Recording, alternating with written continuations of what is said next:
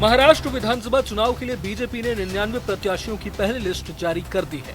इनमें 6 सीटें एसटी और 4 सीटें एससी के लिए हैं। वहीं 13 सीटों पर महिलाओं को टिकट दिया गया। लिस्ट में कई नए चेहरों को भी मौका मिला है। इनमें 11 ऐसे हैं जो पहली बार बीजेपी के टिकट पर विधानसभा का चुनाव लड़ने जा रहे हैं। बता दें कि डिप्टी सीएम देवेंद्र फडणवीस नागपुर दक्षिण पश्चिम से चुनाव लड़ेंगे। महाराष्ट्र बीजेपी के प्रदेश अध्यक्ष चंद्रशेखर बावनकुले को कामठी सीट से टिकट दिया गया है। 2019 के विधानसभा चुनाव में पार्टी ने बावनकुले को टिकट नहीं दिया था। हालांकि पार्टी ने इस बार उन पर विश्वास जताया है। वहीं महाराष्ट्र के पूर्व सीएम अशोक चौहान की बेटी श्रीजया चौहान को भोकर और पूर्व केंद्रीय मंत्री राव साहेब दानवे के बेटे संतोष दानवे को भोकरदन सीट से टिकट मिला है। बीजेपी ने विधानसभा अध्यक्ष राहुल नार्वेकर को कोलाबा से और नितेश राणे को कंकावली से टिकट दिया है। नार्वेकर शिवसेना और एनसीपी विधायकों की सदस्यता खत्म नहीं करने को लेकर विपक्ष के निशाने पर रहे हैं, तो वहीं नितेश राणे मुस्लिम विरोधी बयानों को लेकर अभी भी विवादों में। अपनी पहली लिस्ट में बीजेपी ने जातीय समीकरण का भी काफी ध्यान रखा है। इसके अलावा बीजेपी ने पहली सूची में कई और प्रमुख नेताओं को चुनावी मैदान में उतारा है।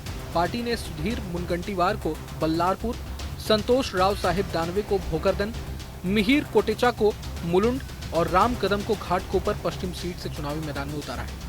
इसके साथ ही पार्टी ने आशीष शेलार को वांद्रे पश्चिम, मंगल प्रभात लोढ़ा को मालाबार हिल, चंद्रकांत पाटिल को कोथरूड, सुभाष देशमुख को सोलापुर दक्षिण से टिकट दिया है। बता दें कि महाराष्ट्र विधानसभा का कार्यकाल 26 नवंबर को खत्म हो रहा है।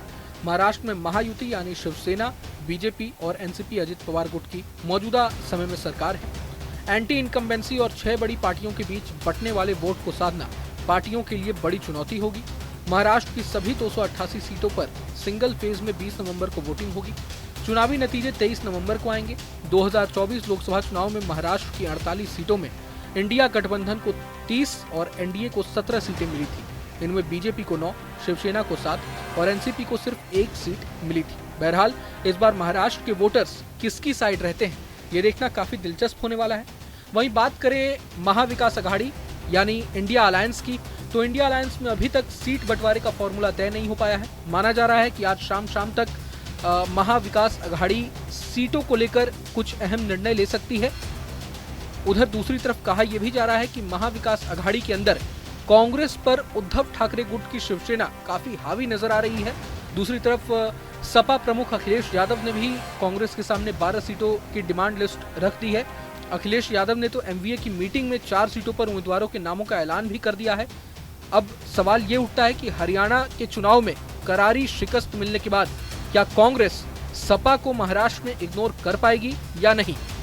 और सबसे बड़ा सवाल तो ये कि हरियाणा की चुनावी हार के बाद बीजेपी के विजय रथ को कांग्रेस रोकने में कैसे सफल होगी।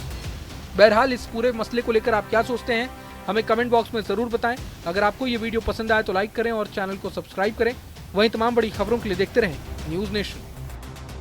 न्यूज नेशन अब व्हाट्सएप पर खबरों की ताजा अपडेट के लिए न्यूज नेशन के इस क्यूआर कोड को स्कैन करें।